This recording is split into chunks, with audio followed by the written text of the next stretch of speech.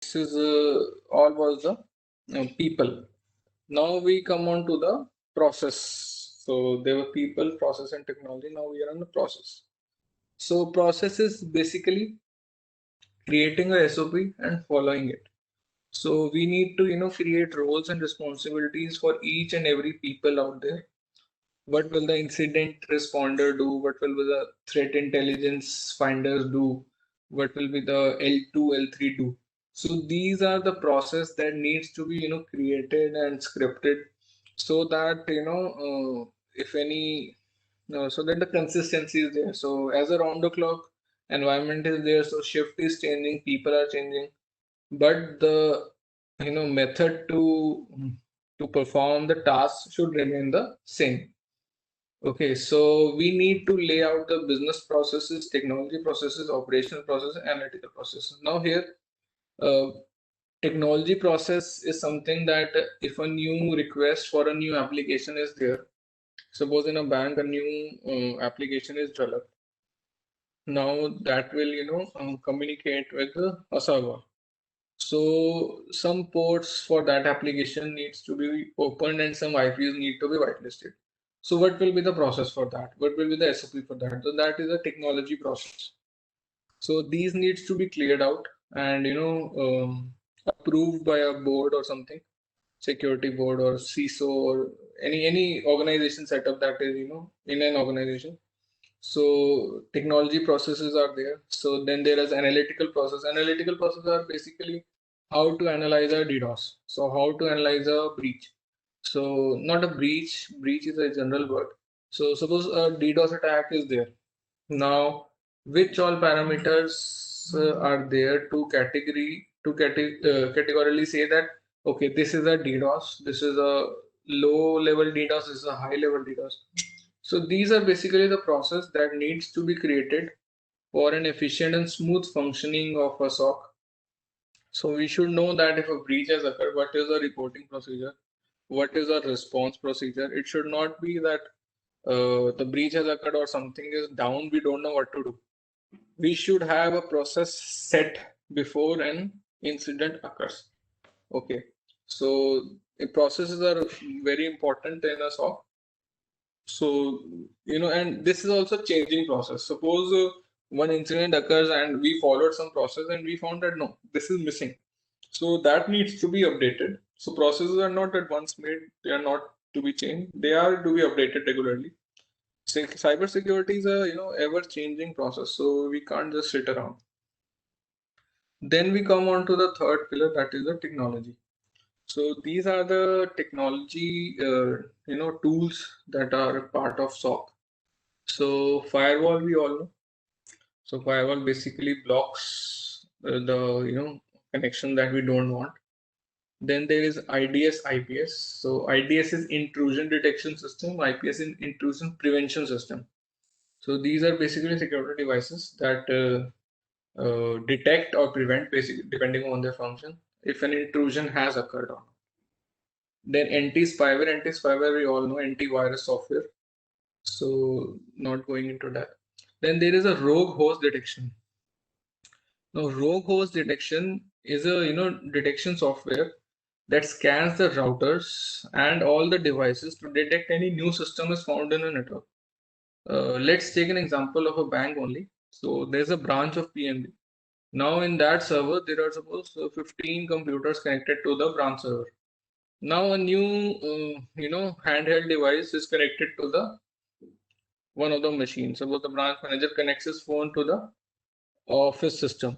Now this is generally not to be done because the phone might be having vulnerabilities and malwares which can travel into the network. So this rogue host detection detects if any new host is connected to the network or not.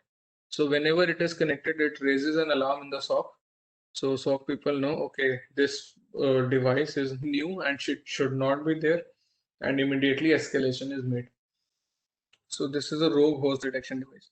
Then there is a policy auditor. So basically audits, security audits, we all know they are there. The policy auditor is a IT assessment solution that processes and required for internal and external IT and security audits. Then there is application whitelisting. So application whitelisting is basically allowing some of the application to be accessed. Some are blocked, so some are then we have remote forensics. So suppose a system is down. So at a at a remote place, some ONGC, suppose is an organization. So it has plants and offices all over. So suppose one system there's a security alert or security breach. So they detect it and escalate it. So remote forensics is basically getting onto the remote system and doing the investigation that what all occurred. So this is also SOX part. Then asset management. So which all assets are there in an organization? So suppose there is a ministry department. So there are thousands of machines. So assets management has to be there of all all the devices are there, because we need to update them regularly. We need to patch them. So asset management is very important. Then patch management comes under this only. So patch management basically patching new vulnerabilities. All the updates that are there, we have to patch them. Then baseline monitoring. So baseline monitoring is basically, suppose an organization that functions. So we know that average the traffic size is 250 to 400 Mbps per Mbps on a daily basis. Now we detect that today the traffic is a double of that maybe. So why is it that? So this is an situation that needs to be taken care. So we need baselines so that we know, okay, this is not normal. So baseline monitoring is one kind of thing. Then we have a data loss prevention, DLP. So DLP is basically now with the work from home, getting everywhere in IT. So we have very devices connected to organization network. So organizations data is very important. So it should not be vented. So DLP, there are software solutions which safeguard organizations data from getting leaked. Okay, so DLP. So then there is a SIM, security information and event management. I will cover this topic later in the slides. Then flow monitoring is basically monitoring the edge router. So which all IPs are getting into the organization network, and which all communication is happening outside. So to and fro traffic that comes under flow monitoring. A packet capture is a technique of capturing a packet. So some analysis or forensics needs to be done. So packet capture is one thing. So packet analysis is there. So we need to analyze what all the contents in the packet. So sometimes there are crafted packet. So packet looks like it is a genuine packet, but it is not. So it has been modified by attacker. So we need packet capture for that.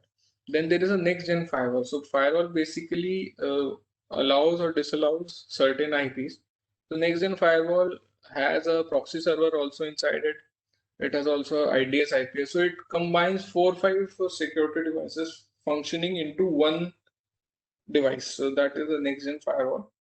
Then web application firewall, we all know. So we do not allow some of the websites in an organization, suppose social networking, suppose shopping websites. So, so this is a web application firewall used to block applications at application level at the port 80 or 443 level. Okay, now then a web proxy. So web proxy is used for, when there is an organization, large organization. So all of the internet requests, they are forwarded to a web proxy server, and then web proxy server talks to the outside internet and response. So basically NATing, it is done through web proxy. Then honeypot. Honeypot is a new concept. Honeypot is not new, basically. It's a different concept. So honeypot is a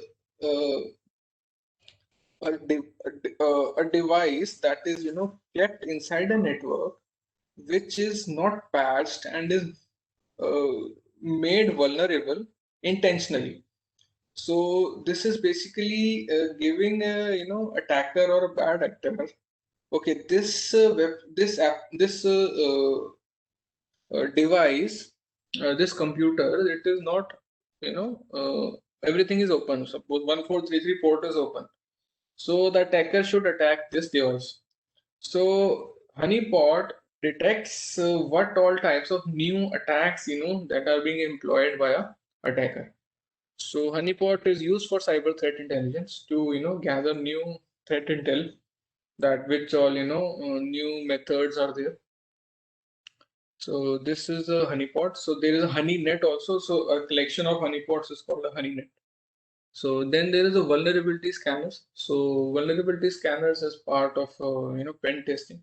So they try and find which all vulnerabilities exist in a system so that they can be patched. Okay. So this is the technology. So these are some of the devices that I already covered: the firewall, the web application firewall, the IDS, IPS, next gen firewalls, automated malware analysis.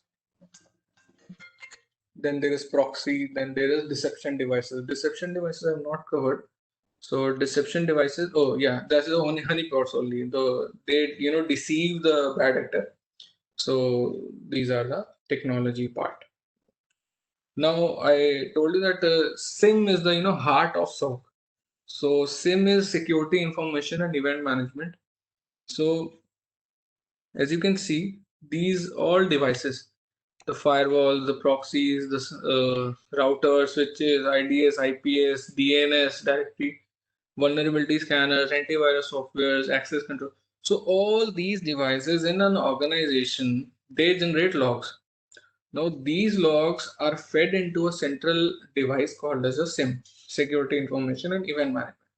So SIM basically correlates all these security logs and generates actionable points, as in maybe it generates that this IP is trying to scan us. So it has scanned us 1,000 times in 1 minute, so we need to block this thing. So SIM, we can basically create rules so that a different type of combining the logs and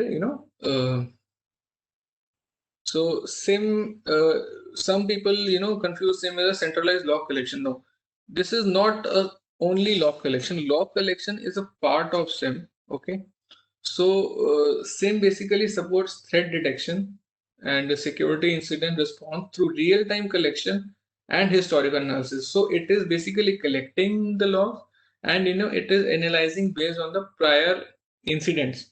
So historical analysis is also done. So, and a wide variety of contextual data sources. So all of the data. So a SIM will be much better when we have many devices of the organization. So more and more security devices logs needs to be captured by the SIM. So incident investigation is done by a SIM. It analyzes historical data also, and what all needs to be done. So we can create rules in a SIM. Okay. So I'll give you a sample rules in the next slide. So also the integration of IOCs. IOCs are indicators of compromise. So basically, we know that there is a threat actor. Now, it uses certain IPs, or it uses a certain domain or some other things. So we know that these are the indicators of compromise of a certain threat actor. So we can also add these IOCs into our SIM. Okay. So now I'll be covering a few SIM rules. Now this, yeah. So let's focus here on trigger. So suppose there are 3 or more failed attempts, login attempts in a minute from a single host. Now, if a user is there, it is trying to log in into a system. Now we see 3 or more failed attempts. Now this is a trigger. So because why are 3 or more attempts? This might be someone else trying to get into some system. Also here the timing will be important. At what time this alert is being generated? Suppose it's off office hours, after office hours, suppose 9 o'clock, 9 p.m. So why a user, is trying to, not in his regular task, trying to log in and it is, failing. So our goal is to, track early warning of a brute force password attack, password guessing by some other, person other than the actual user. So we can create a rule of say repeat attack of a login source. So here the active sources, event sources will be the AD, the syslog of the host, monitored applications. So basically, these are the trigger that will, to achieve this goal. So this is a rule. Okay, one sample rule. Then we have another rule, the second one. So it says alert on 15 or more firewall drop. So suppose there are some external IP trying to communicate. So we have a 15 drop events by single IP in 1 minute. Okay, so this is a early warning for a scam or a worm propagation. So we create a rule to block them. So we should not we should track that IP, that why it is doing such things. So we should be alerted. So SIM basically does that. Okay. Then we have one more. I'll show you. Alert on 10 or more failed attempts from a single IP that is not part of a known network. Okay, so with this work from home thing, so we have VPN connections. So we are facing 10 or more failed events from a single IP address that is not part of a internal network. So we want to identify remote attackers. Okay, so this is a repeat attack foreign rule we have created into our SIM. So the firewall, the antivirus, and the failed login events. These are basically the events that will be responsible for generating this alert. Then we have a alert when a single host sees an identified piece malware. So basically antivirus software. So if we detect some malware is there, so it should alert when a virus, spyware, or other malware is directed on a host. So antivirus will be creating these logs for this. Okay, so these are basically SIM rules. So we have hundreds of rules into a SIM. So many of the routine tasks of the L1 analyst that are more and more being created as a SIM rule so that manual effort is reduced. Okay, so this is SIM. Now the next topic we are covering is a SOAR. So SOAR is a very new concept that is being adopted by a very advanced level security operations center. So SOAR is basically security orchestration, automation, and response. So basically, I'll give you an example. So suppose we see that there is an IP that is, trying to scan a system. So in SOAR, in SOAR tool, we can create a, framework. So if one IP is trying to scan certain number of time, then this should alert the firewall to block that IP.